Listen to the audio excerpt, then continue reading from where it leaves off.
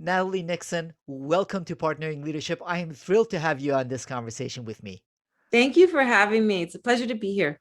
I absolutely love the creativity leap, and I think it's essential for us to understand how to become more creative, most especially in times where we're going to go through repeated disruption. But before we get to your book and your brilliant insights on creativity, would love to know more about whereabouts you grew up and how your upbringing impacted the kind of leader that you became. I grew up in Philadelphia, born and raised, which is actually where I now live.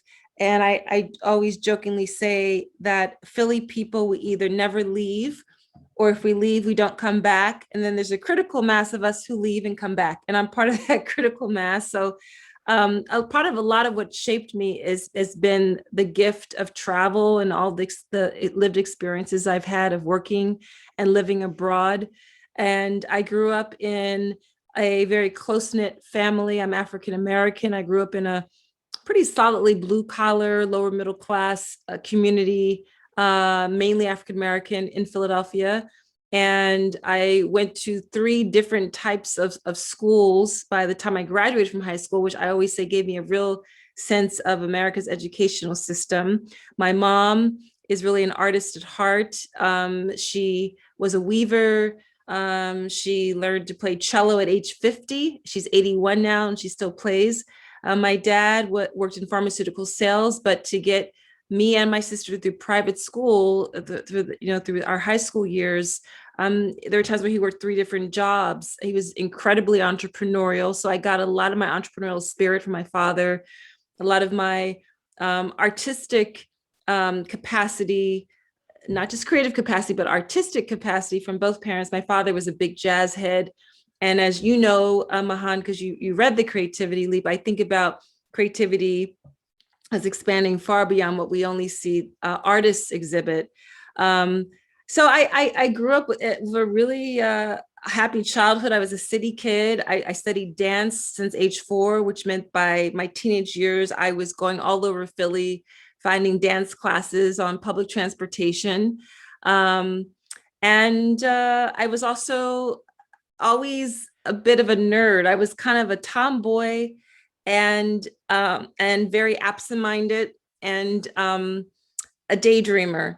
But books were always my way of escaping. So I grew up in a family that really encouraged my dreams. And your family encouraged your dreams to the point of supporting you studying Africana studies. Yes, studying. Well, actually, I had a double major in anthropology and Africana studies. So that came about because, at first, my freshman year, I was trying to pick classes and courses that would sound impressive when I would come home over breaks and, share with family members what I was learning. And I quickly realized I was either bored by the more practical, impressive sounding subjects, or I wasn't doing very well in them. And I started to dabble in Africana studies, which is really looking at the experience of people in the African diaspora throughout the world through the lens of history and poli-sci and sociology and economics. And I, on a whim, took an anthropology course, which I ended up loving. And so I share an anecdote in the book about confessing, and it really felt like a confessional to my parents that as I was drawing nearer to the point of having to declare a major, I didn't know what to study. And as they prodded more and really asked me, well, what are you enjoying? When I finally answered that question, well, I'm actually enjoying and really love anthropology and Africana studies. Almost at the same time, they said, that's what you should study. And it was this load that lifted off my shoulders because they gave me the permission to follow my heart. And my father said, if you study what you love, you're going to have to turn away opportunities. And he was right about that. Yeah, so you studied what you loved, and I think that shows throughout your book and the content that you share. In addition to that, your international experience, I think, gives you a unique perspective on creativity. You had a chance to work in a lot of different countries.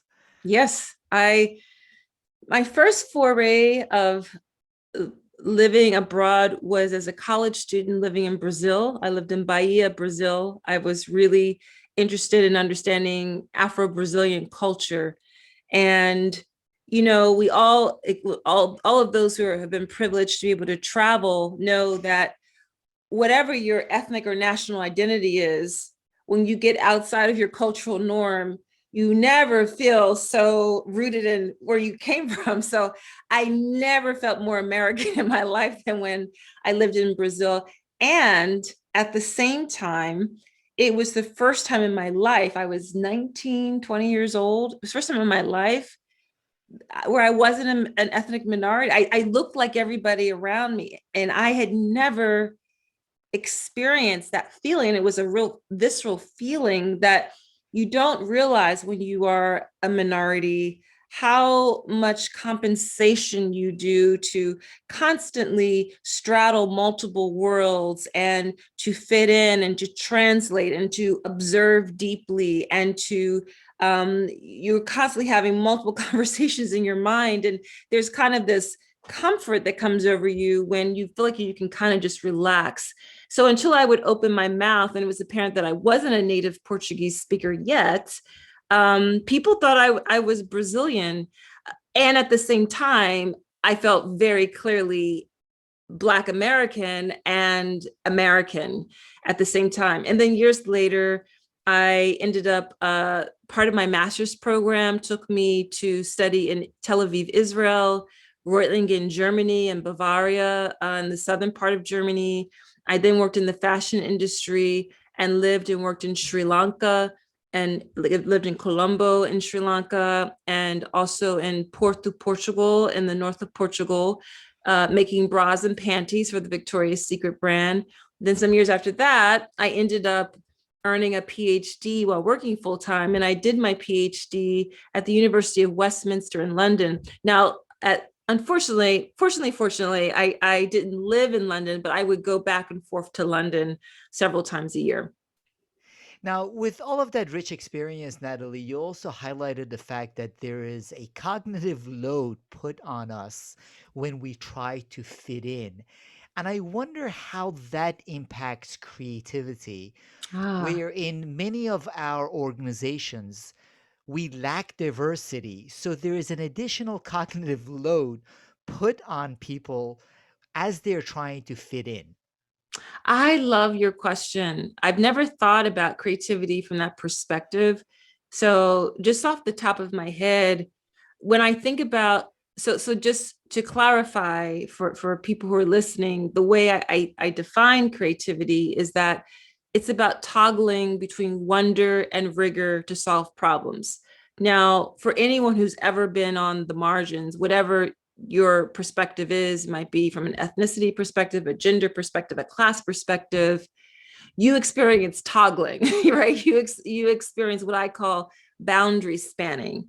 So to that extent, the cognitive load that comes from being, talk specifically about, uh, from I'm at the interstices of gender and ethnic minority representation. There is a ton of toggling. The creativity in the way that I think about it can be exercised by what I call the three I's. And that's inquiry, improvisation, and intuition. So now that I've kind of like set the table in terms of how I think about creativity, in answer to your question, I think that the cognitive load of boundary spanning when you are an ethnic minority or the only woman in the room or what or class differences, whatever it is, it requires deeper curiosity. You're required to improvise a lot more on the fly, and you intuit an incredible amount.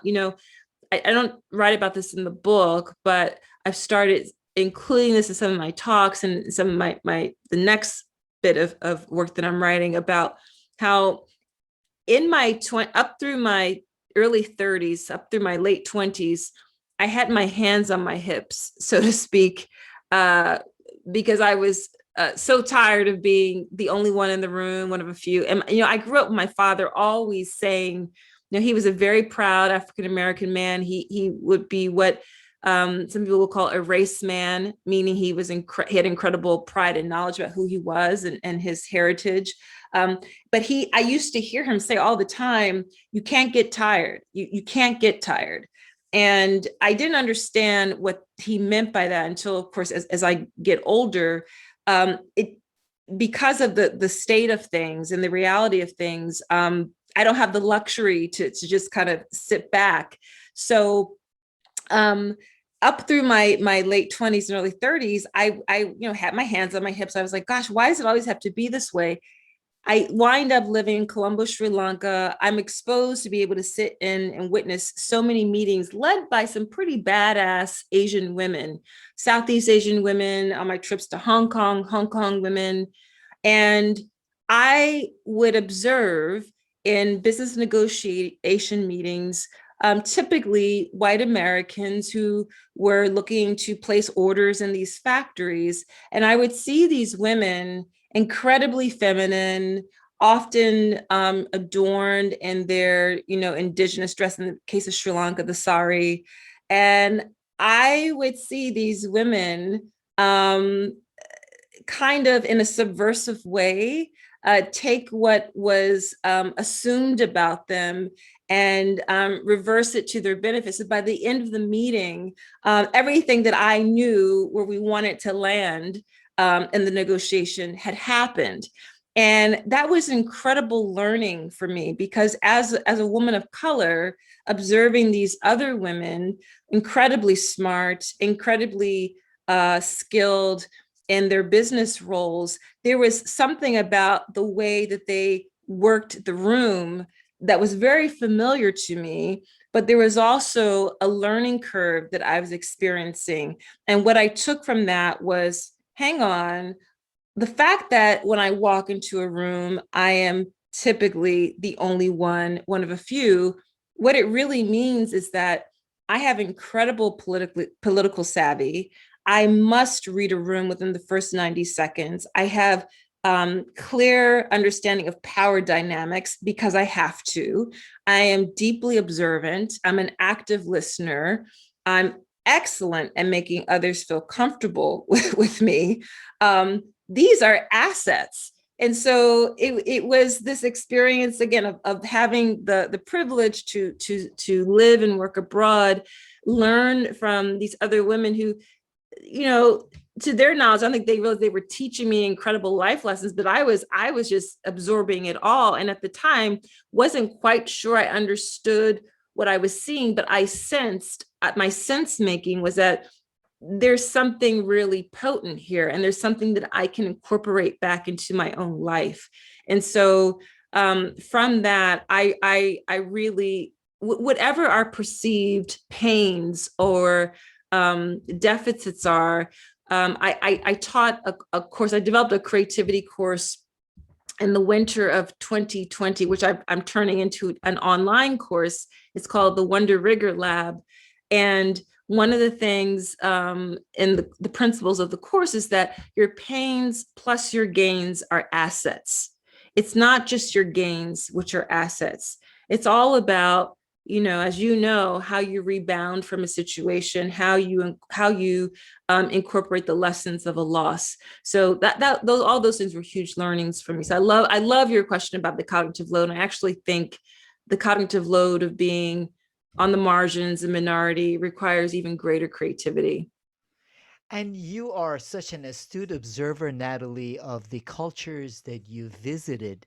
And when I hear you tell that example, to me, it's sort of like judo, where you are taking the assumptions and what those women in Sri Lanka and others did, taking the assumptions that people come into that interaction with and using the weight of those assumptions to win to your way of thinking. So it's a astute observation, because part of what you also talk about is the need for curiosity as a part of creativity.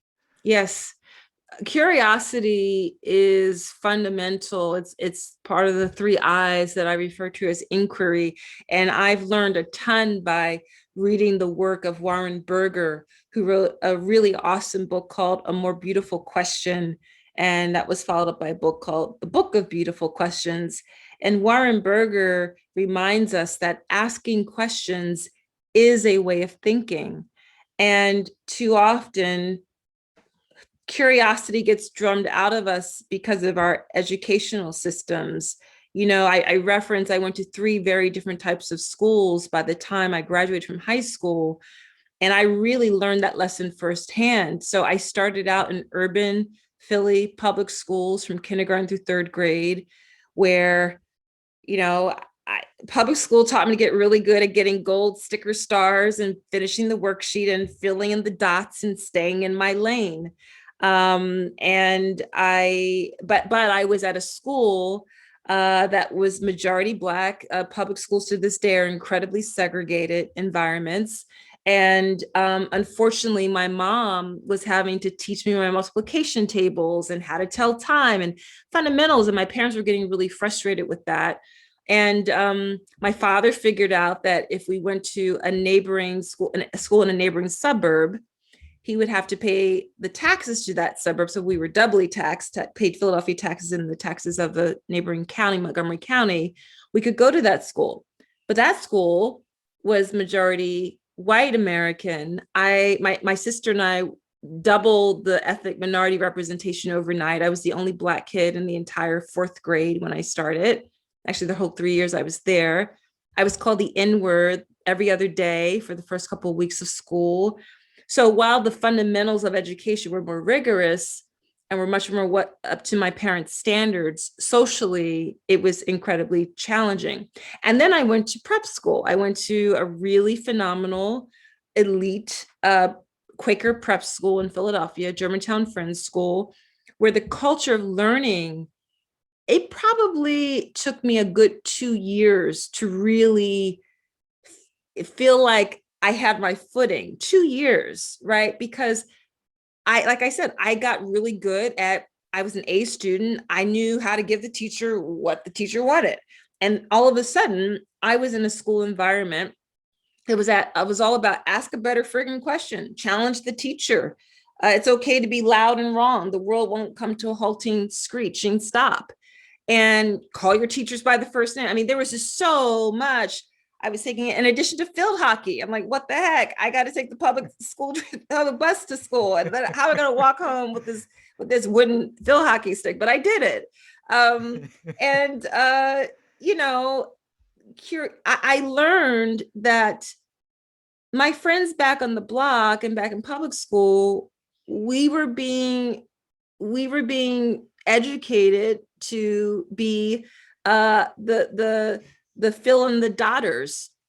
And then my friends and I in the prep school environments, we were being educated to be the creators and the stirrer uppers and the disruptors, which was fundamentally grounded in curiosity and learning how to learn, which learning how to learn is based in inquiry, is based in asking new and different and varied questions. And yes, asking a question means you're ignorant about it, you don't know the answer, but instead of it only landing in kind of a punitive space, we also have to remember that asking questions leads to discovery and exploration and experimentation. We actually all know that as little children. I mean, you have young daughters, right? You surely see that constantly in your children if we think back to our own childhoods. So yeah, curiosity is really, really critical. And you gave great examples, Natalie, of the school system. I also know that most of your work, both your writing and the consulting work you do, is with organizations. A lot of organizations also operate more like the school system where the answers are preset and people are trying to get the right answers to make it through the day, through the week, through the year. So, for leaders to create an environment that is more creative, which is necessary as we're going through disruption, what do you see as best practices? How can leaders make it more like the environment you experienced in the last school rather than the first school? Well, I love this phrase that Michael Forman, the founder and president of FS Investments in Philadelphia, told me when I interviewed him for the Creativity Leap, he said in organizations, we have to really get away from the tyranny of no. Um, instead of the answer being no, what if the answer is yes and, which is one of the fundamentals of improvisation? What if it's about leaders leading with questions themselves, and not just, it's not enough for a leader to say, hey guys, I want you to ask any question that comes to you. You have to model inquiry as a leader, and one of the ways to model inquiry as a leader is to share your own self-reflexive questions, the ways that you are questioning your own choices, your ways you're questioning the trajectory of the business, your what ifs, your I wonder how, I wonder what would happen if, right? Because that modeling begins to temper the environment, and let the teams know that this is the way you think about things, and you're not going to come down with the gauntlet if people fail fast. I mean, failing fast is like this trendy thing that we hear from Silicon Valley all the time. But let's face it, most people are like, yeah, I don't think so. You fail fast first. Yeah. And then I try it. So um, leaders really have to model inquiry, not landing in this tyranny of no, and starting to take a real hard examination of culture, in not continually mining talent from the same well. And again, this is linked to inquiry. Why do we only hire people from those sorts of schools? Why is everyone who we hire like under age 40? What if we started, looking at community colleges, or hire people with a wealth of life experience and no formal degrees? So it's also understanding that the more diverse the inputs, the more innovative the output, and that starts with people. And you also keep mentioning the fact that asking big questions, asking audacious questions is a big part of that wonder. You balance the wonder, though, with rigor. A lot of times when people talk about creativity, they only stick to the wonder part of it. So, where does rigor come into the process of that creative leap? Well, it's funny. My landing on this way of thinking about creativity was not a straight line. It first started out it was part of my doctoral studies. I was very interested in improvisational organization. So improv, and thinking about transposing the lessons from improvisation, jazz improv, to org design was the first place I started. Then I got really interested in intuitive leadership, because I was hearing from startup leaders in their origin stories, something told me not to do the deal, or something told me to work with her versus him. And I thought, jeepers, I think they're talking about intuition, but we don't touch intuition in business school, law school, medical school. How might I study intuition when it comes to leadership? So I'm a nerd, and I said, oh, what if I could do a miniature ethnography of intuitive leadership? And so I said, I'm going to look at chefs, DJs, first responders, and choreographers, because my assumption, my hypothesis was, I think that people who are DJs, chefs, choreographers, first responders have to intuit a lot. And I think of intuition as pattern recognition. Well, it was when I was really observing different dance troupes and the rehearsal processes and the way choreographers work, the rigor was actually what came before the wonder, because I was seeing the rigorous process, the dance. I mean, obviously there's rigor in dancers. You see it literally in their bodies. I mean, the muscle tone, the incredible scale and span of the way they use their bodies as instruments, the rehearsal process, the improvisational intuitive process of choreography. I think of choreographers as systems designers. But I realized I can't. So I was like, okay, so these are creative people. These are people who we think of as, air quotes, the creatives. And there's a ton of rigor here. But we've all been to performances of any artistic genre, musical performance, dance performance, whatever, where it's technically proficient. They are on point. The rigor is there, but it may not touch you in your heart. I thought that, well, then there's something else that has to be present. And I tinkered with this idea, tinkered with it. And after a few months, I landed on this idea of wonder. I said, I think that's the other je ne sais quoi that has to be part of a creative process. There's the rigor, yes, but there's this wonder. There's this ability to dream, to be audacious, to incorporate awe and curiosity and ask big blue sky what if questions. But the rigor is also essential. And I think we mystify creativity. As you know, as you said, we only go first to the wonder, which actually I didn't go to at first, just because I was kind of myopic based on what I was trying to understand with my little ethnography experiment. But, you know, rigor is about discipline and time on task and deep focus and repetition, and it's often solitary and it's not too sexy, and it is essential for any creative endeavor. And let me just say that part of my big push is to democratize the way we think about creativity, because if we only think about creativity in terms of art and artists, that's not fair to artists, and it's not beneficial to our society at large. Artists happen to be incredibly excellent at exhibiting and manifesting the ambiguous process of creativity, and they wrestle with the discomfort of ambiguity. They bore through it. Some of them might need to walk away and then revisit it, but they don't drop it. They aren't solutions oriented, they are process oriented. And the best engineers, the best scientists, the best techies, the best teachers, the best farmers, on and on, best parents are creative.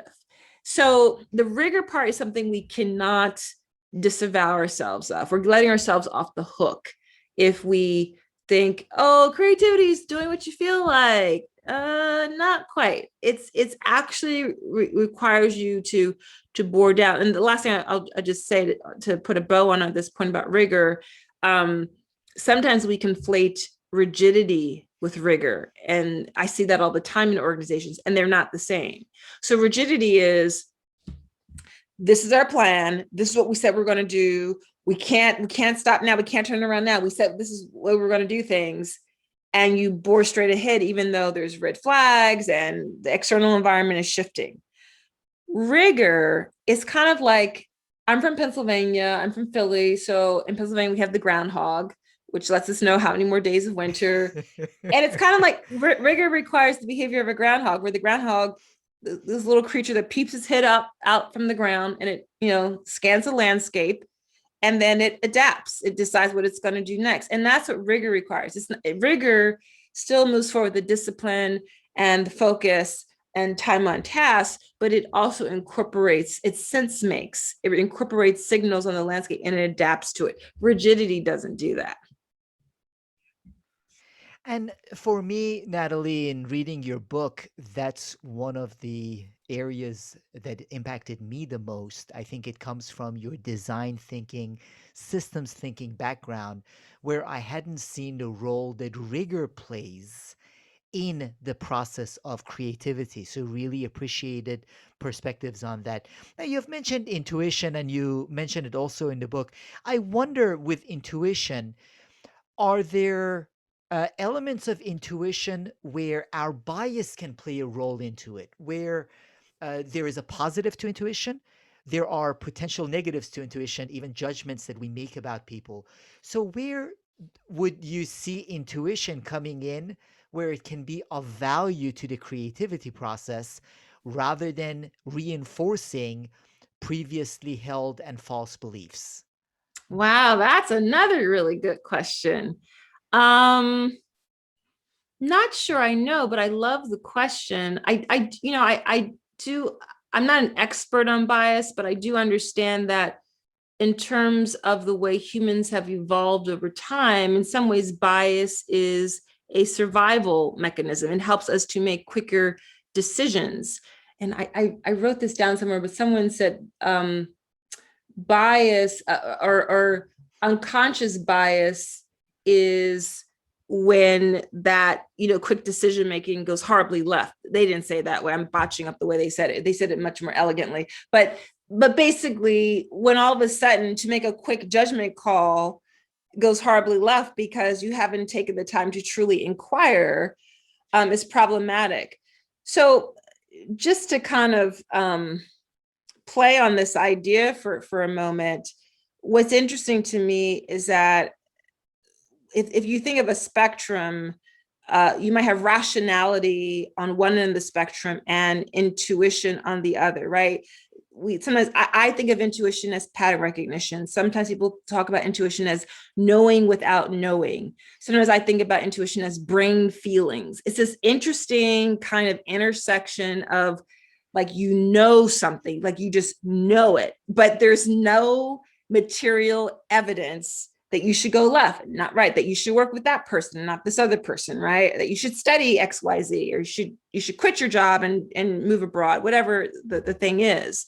So yeah, I don't know, but I think it's a really interesting question. And I think that for some reason, I'm not quite lumping bias in with intuition, because sometimes intuition seems to, what's the word for, not transposing, or it jumps over a bias, right? Like you may, like I may see a man lying on a bench in a public park with a jacket with holes in it and barefooted, and soles of the feet are dirty, and my bias would be, oh my gosh, I can't get near that person, they're a bum or they're dangerous. But maybe my intuition tells me, see if I can help that person, see, or that person looks like someone I need to make contact with, not rational at all, right? So I'm just using that example to try to explain how I'm not lumping bias in with intuition. But bottom line, we really, I mean, my research and my experience teaches me that we really need to lean into our intuition on a much more regular basis for decision making. I remember when writing The Creativity Leap, I interviewed Biplop Sarkar, who is the CEO of Vectorworks in Maryland.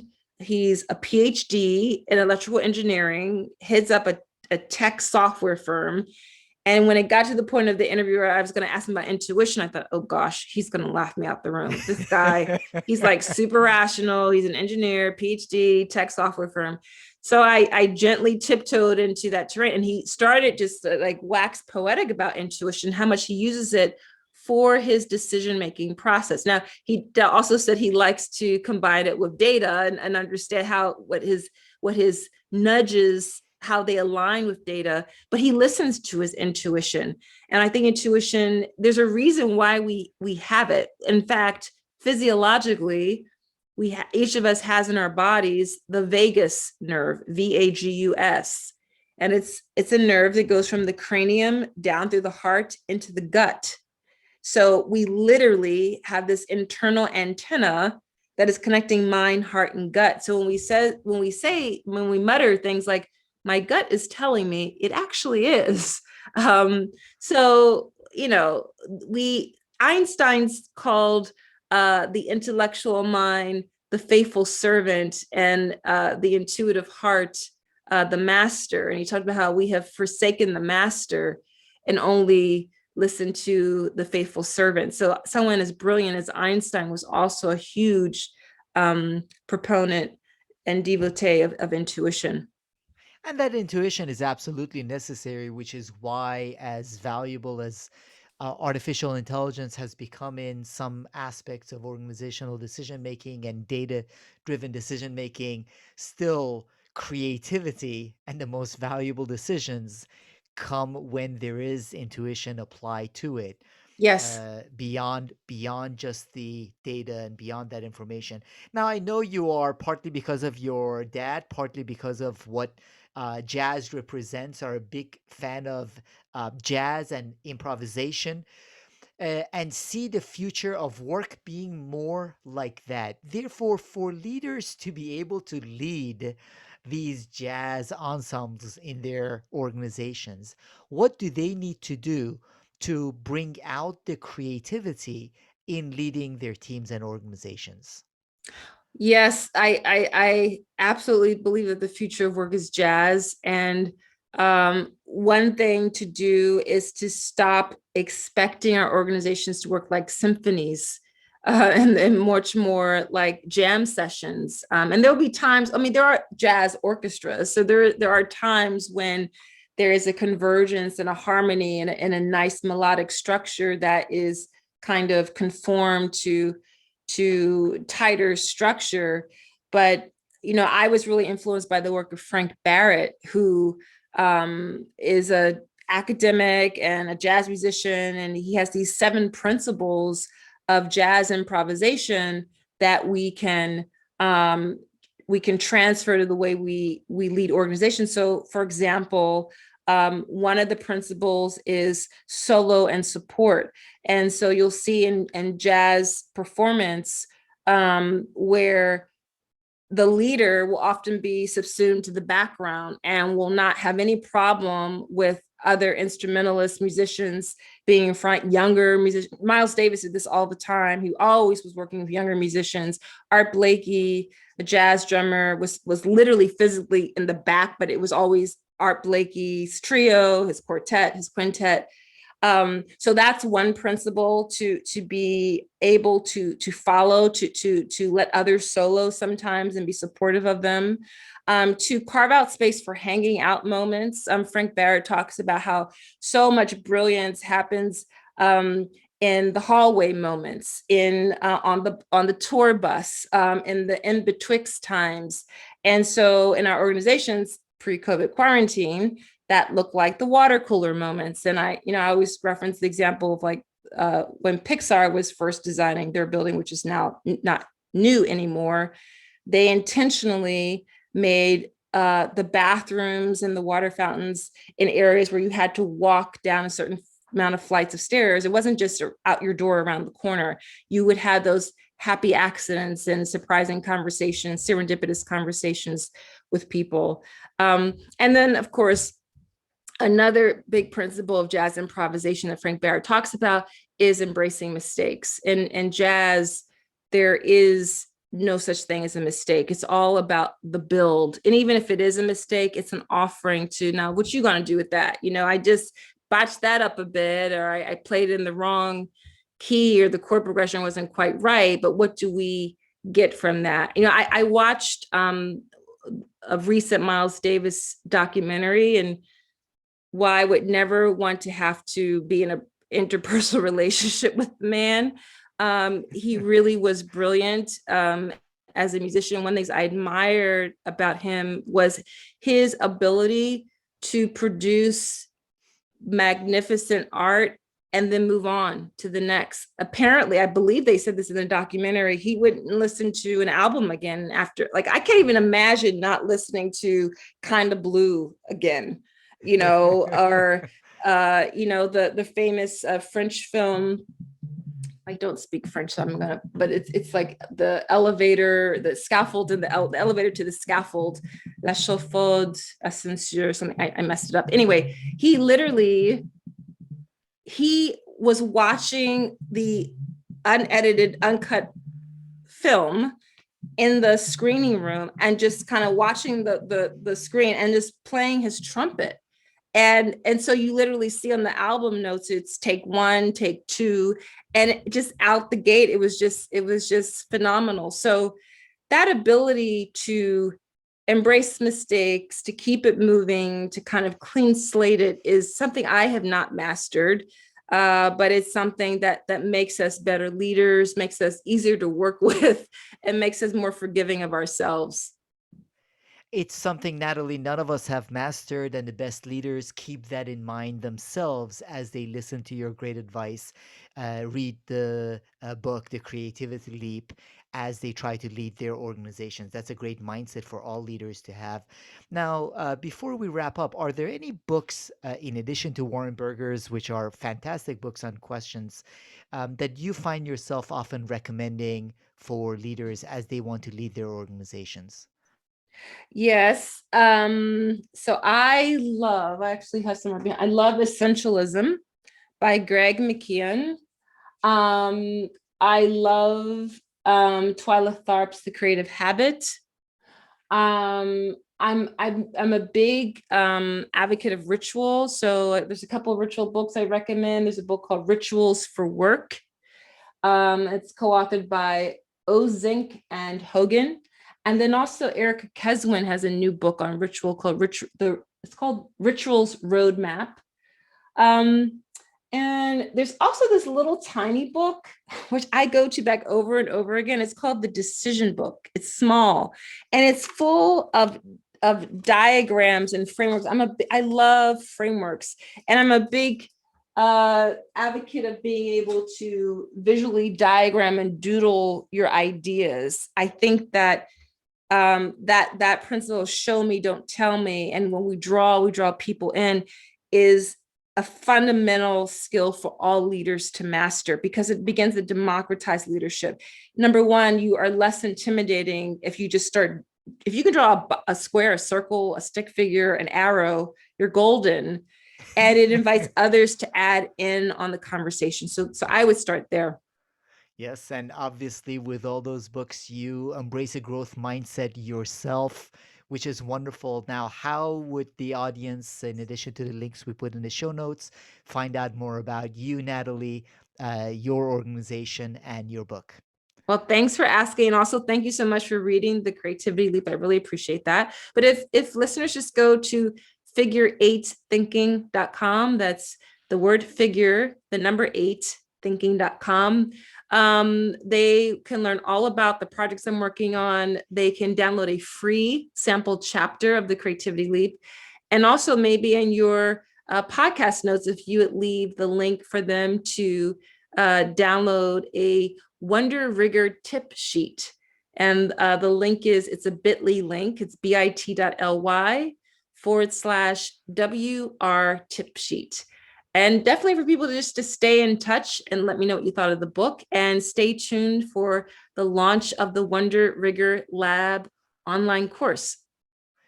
Well, I absolutely will link to those. I love the creativity leap, Natalie.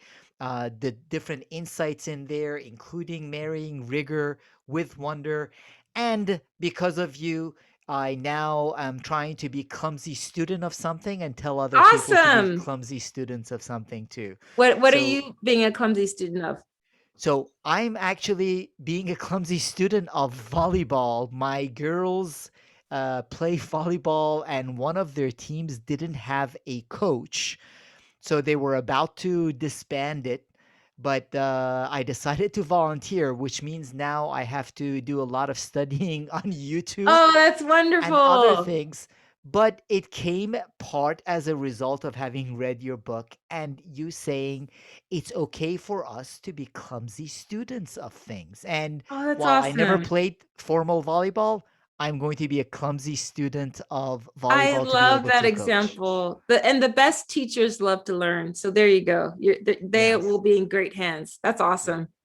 Thank you so much for joining me in this conversation, Natalie Nixon. Thank you for having me. It was great to meet you.